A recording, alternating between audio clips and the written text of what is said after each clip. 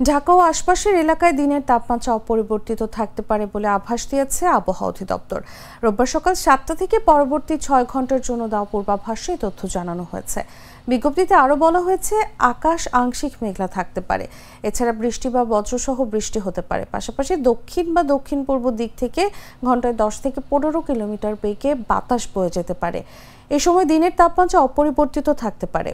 এদিকে সকাল 6টায় ঢাকায় তাপমাত্রা রেকর্ড করা হয়েছে 27.8 ডিগ্রি সেলসিয়াস।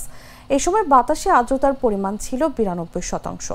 গতকাল সর্বোচ্চ তাপমাত্রা ছিল 34.3 degree Celsius.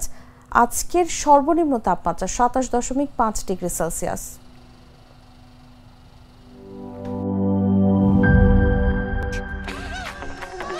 Vision mosquito killing bat হাতে থাকলে মশাদের আর রক্ষা নাই। ভিশন মসকিটো কিলিং ব্যাট, মশা তাড়াবার হাতিয়ার। ক্রয়ের জন্য ভিজিট করুন ভিশন শোরুম কিংবা অথবা .com-এ।